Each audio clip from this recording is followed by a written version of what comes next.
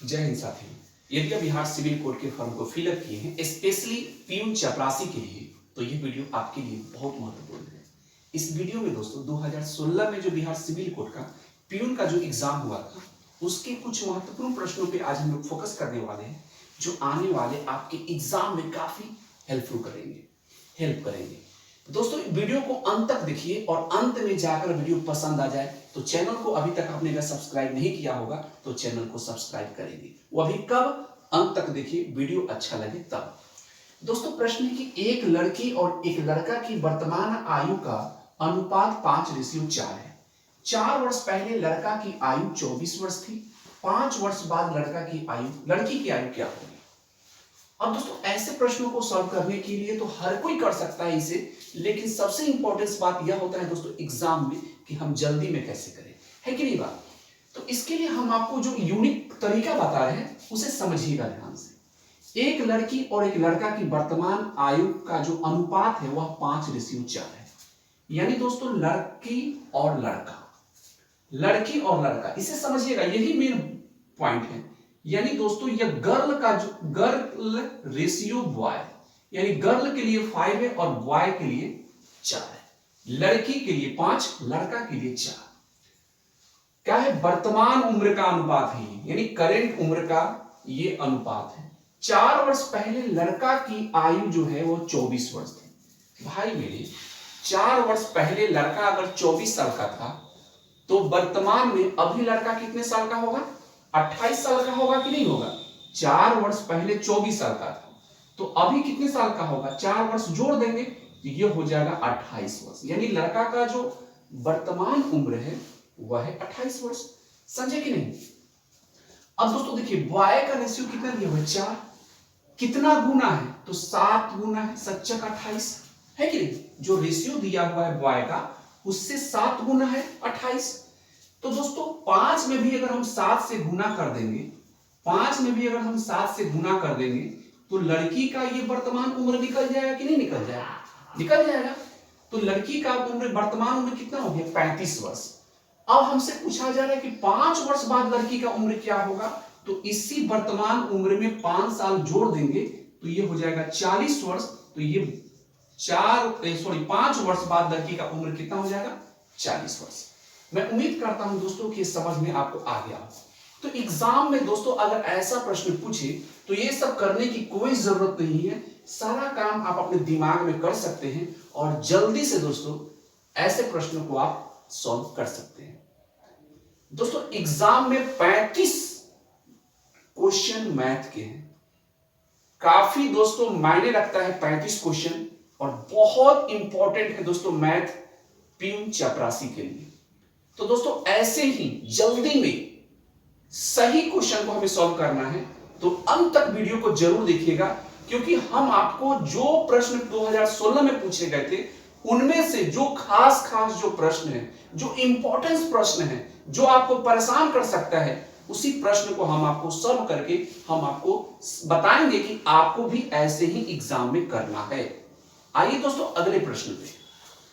प्रश्न है दोस्तों 1800 रुपए की राशि पर 4% प्रति वर्ष की दर से 2 वर्ष के लिए अर्जित चक्रवृद्धि ब्याज क्या है? दोस्तों चक्रवृद्धि ब्याज निकालने के लिए आपको चक्रवृद्धि ब्याज का जो सूत्र होता है, जो फॉर्मूला होता है, वो सब करने की कोई जरूरत नहीं है। जो हम बताएंगे उसे कंसेप्ट को सिर्फ समझना है आपको।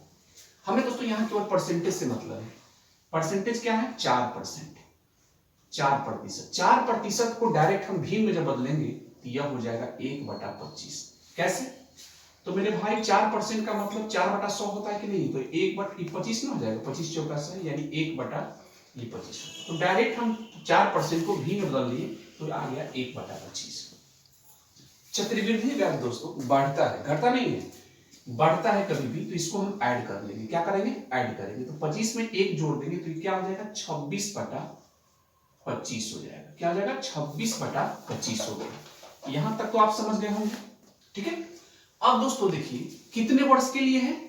2 वर्ष की बात हो रहा है तो यहाँ स्क्वायर करना होगा। 3 वर्ष के लिए आता तो पावर हम 3 दे देते। अब 26 का स्क्वायर करेंगे मेरे भाई तो ये हो जाएगा 676 हो जाएगा, ठीक है। और 25 का स्क्वायर करेंगे तो ये हो जाएगा 625। दोस्तों एक बात हमेशा याद रखिएगा कि ऊपर वाला जो होता है वह आपका अमाउंट होता है। क्या होता है? अमाउंट होता है, यानी मिश्रधन होता है। और नीचे वाला जो होता है, हर जो होता है, वो आपका प्रिंसिपल होता है, यानी कि मूलधन होता है। ठीक है। और दोनों का डिफरेंस जो होता है यही आपका कंपाउंड इंटरेस्ट होता है। क्लियर? यहां तक तो आप समझ गए। तो प्रिंसिपल कितना है? 625। लेकिन मेरा प्रिंसिपल प्रश्न में कितना दिया हुआ? 1800 रुपया दिया हुआ है। अब दोस्तों देखिए कि 625 में कितना से गुना करेंगे कि 1800 रुपया आएगा। ठीक है, 625 में हम कितना से गुना करेंगे कि 1800 रुपया आएगा। अगर पूरा पूरी नहीं आए तो अप्रॉक्स भी आ सकता है कि नहीं।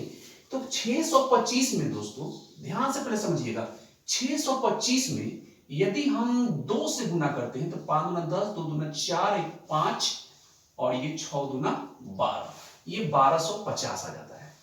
और 625 में अगर हम 3 से गुना करते हैं तो ये 15, 6 1 7, 18, ये हो जाएगा 1875। तो 3 से गुना कर रहे हैं तो ज्यादा हो जा रहा है और 2 से गुना कर रहे हैं तो कम हो जा रहा है। यानी दोस्तों ये दोनों के बीच में ही होगा, है कि नहीं। दोनों 3 से गुना तो नहीं करेंगे क्योंकि 3 से ज्यादा हो जा रहा है कि नहीं। तो दोस्तों ये दोनों का डिफरेंस देखिए तो कितना का डिफरेंस है। यहां अगर हम 2 से गुना करते हैं तो अप्रॉक्स में चला जाता है, यानी कम ही होता है 2 से गुना का, 3 से गुना करने पर ज्यादा हो जाता है। ठीक है। तो देखिए ये दोनों का डिफरेंस जो होता है वो क्या होता है? आपका कंपाउंड इंटरेस्ट होता है। तो दोनों का डिफरेंस कितना है? 51। दोनों का डिफरेंस कितना है? 51 है। अब दोस्तों यहां एक बात समझिएगा ध्यान से, बहुत काम का चीज है जो हम आपको बता रहे हैं, समझिएगा। डायरेक्ट ऑप्शन को देखकर आप जल्दी में आप प्रश्न को सॉल्व कर लेंगे। ठीक है। तो दोनों का जो डिफरेंस होता है वो कंपाउंड इंटरेस्ट होता है। तो डिफरेंस कितना का है? 51 का है। तो 2 का गुना अगर दोस्तों हम कर रहे हैं इसको तो 1800 से कम आ जा रहा है, जो कि ये प्रिंसिपल मेरा 625 है, लेकिन प्रश्न में क्या है? 1800। तो 2 से गुना कर रहे हैं तो 1800 से कम ही आ जा रहा है और 3 से कर रहे हैं तो ज्यादा हो जाएगा। तो ज्यादा तो नहीं होगा कभी। ठीक है। तो कंपाउंड इंटरेस्ट 51 है। तो यहां भी दोस्तों अगर हम 2 से गुना करते हैं, 2 से गुना करते हैं तो यह आ जाएगा 2 अपान 2 10, यानी 102। अगर हम 51 में 3 से गुना करेंगे दोस्तों तो यह हो जाएगा, अगर 51 में हम 3 से गुना करते हैं, मान लीजिए कि 3 गुना अगर करते हैं तो यह हो जाएगा 3 और ये 15, यानी 153 रुपया। अब दोस्तों देखिए आंसर जो होगा मेरा कंपाउंड इंटरेस्ट जो होगा वह 102 कम से कम और 153 के बीच में ही होगा, क्योंकि अप्रॉक्स हम निकाले थे। समझ रहे हैं कि नहीं समझ रहे हैं?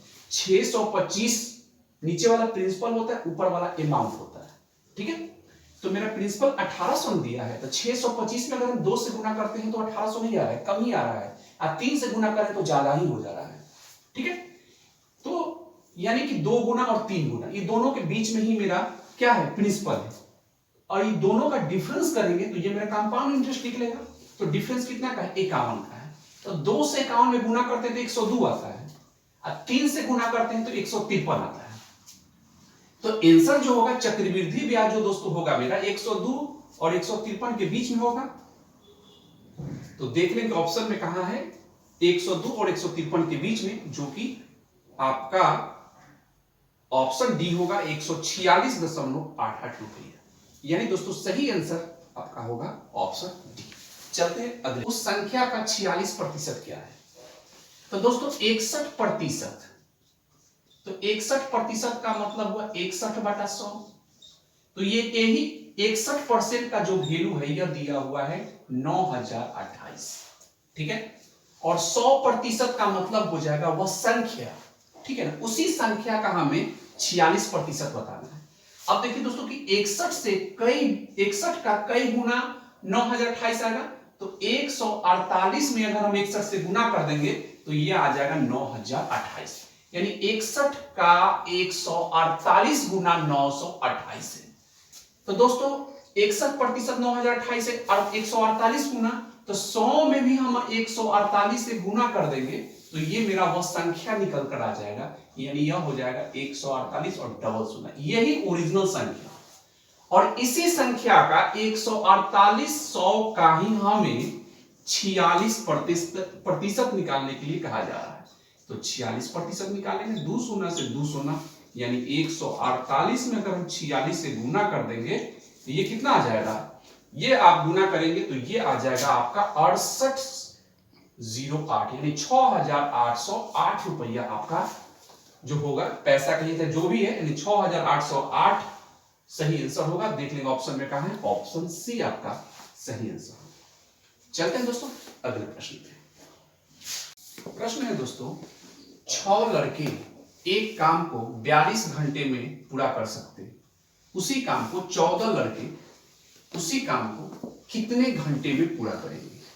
अब दोस्तों इसे समझिएगा ध्यान से, ऐसे प्रश्नों को भी आप जल्दी बना सकते हैं। 6 कभी भी दोस्तों याद रखिएगा, एमडीएच को याद रखिएगा। एम मतलब मेन, डे मतलब डी मतलब डे यानी दिन, एच मतलब घंटा आवर, ये हमेशा ऊपर होगा और काम को हमेशा नीचे लिखिएगा। ठीक है, इस प्रकार के प्रश्न जब भी आए तो यही काम एमडीएच का रूल का पालन कीजिएगा। 6 लड़के, ठीक है, तो 6 मेन है, 6 लड़के एक काम को 42 घंटे में, घंटा है तो हमेशा ऊपर रहेगा, कितना 42 घंटे में एक काम को पूरा कर लेता है। तो एक काम है तो नीचे 1 लिखने की कोई जरूरत आपको नहीं है।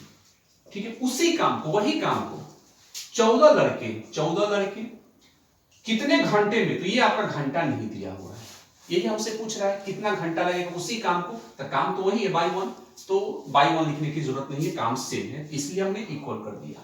ये 14 दिया 42, यानी 3 बार में कट गया, 6 में 3 से गुना कर देंगे तो ये हो गया 18, यानी दोस्तों उसी काम को करने में 14 लड़के को 18 घंटे लगेंगे। ये आपका घंटा है, आवर है। ठीक है, तो देख लेंगे ऑप्शन में कहा है 18 घंटा, ऑप्शन ए।